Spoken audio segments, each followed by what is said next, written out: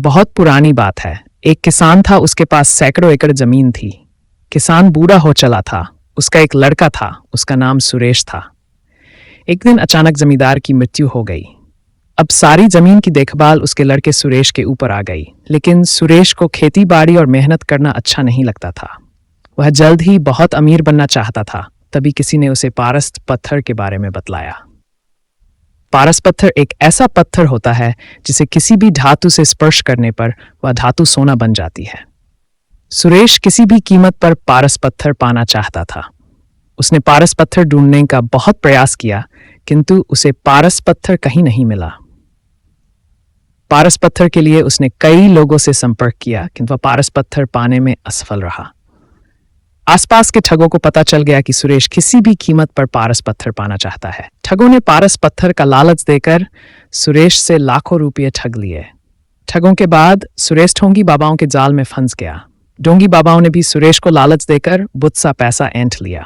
पारस पत्थर के लोभ में सुरेश को बहुत नुकसान हुआ और उसे अपनी कई एकड़ जमीन भी बेचनी पड़ी। सुरेश की पत्नी हमेशा उसे समझती कि इन सब बातों में मत पड़ो, अपने पास बहुत जमीन है, उसी में खेती करो, मेहनत भी किसी पारस पत्थर से कम नहीं है। किंतु सुरेश को तो पारस पत्थर की ही धुन सवार थी। एक दिन गांव में बहुत पहुंचे हुए संत आए। सभी ने उन्हें अपनी समस्याएं बतलाई। सुरेश भी अपनी पत्नी के साथ उनसे मिलने गया और उन्हें अपनी समस्या बतलाई। संत सुरेश की बातें सुनकर मुस्कुराए और बोले, मैं जैसा कहूं वैसा ही करना तो तुम्हें पारस पत्थर अवश्य मिलेगा। संत की बात सुनकर सुरेश बहुत खुश और संत से बोला, कृपया कर मुझे वह तरीका बतलाएं जिससे मुझे पारस पत्थर मिल जाए। संत बोले, तुम्हें केले के पेड़ की पत्तियों के नोक पर जमा सुबह की ओस की बूंदें एक बर्तन में एकत्र करना है, और जब तुम 5 लीटर ओस की बूंदें एकत्र कर लोगो तो मैं उसे अभिमंत्रित कर पारस पत्थर में बदल दूंगा।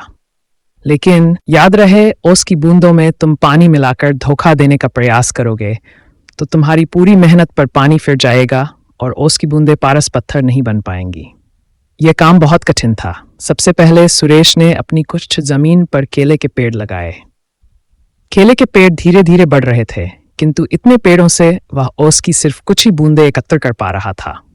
उसे लगा इतने केले के पौधों से 5 लीटर ओस एकत्र करने में तो उसे सालों लग जाएंगे।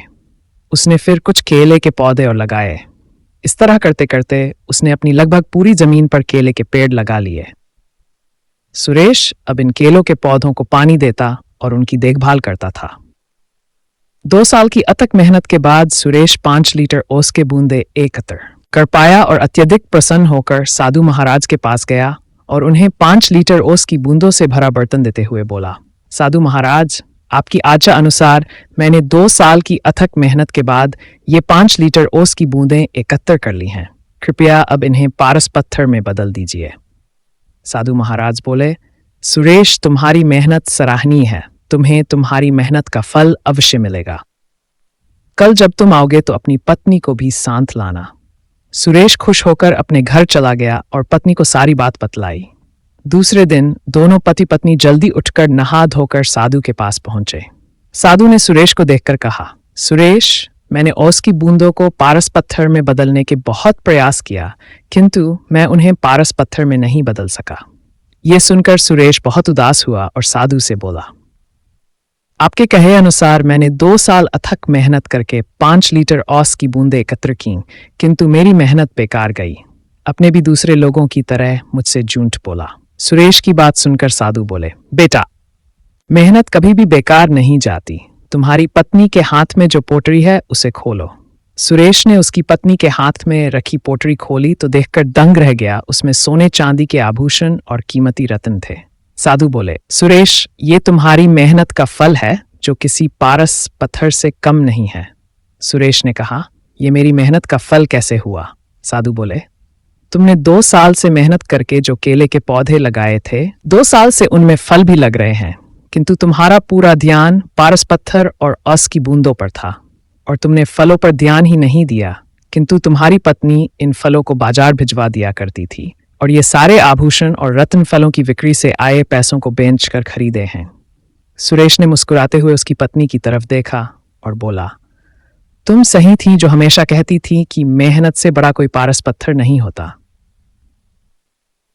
सुरेश साधु की तरफ हाथ जोड़कर बोला, आपने मेरी आंखें खोल दी। अब मैं हमेशा मेहनत करूंगा और पैसा कमाने के लिए कोई शॉर्टकट नहीं अपनाऊंगा। सुरेश अब खूब मेहनत करने लगा और अपनी मेहनत से समाज में खोया रुतबा फिर से प्राप्त कर लिया। शिक्षा, मेहनत से कुछ भी पाया जा सकता है।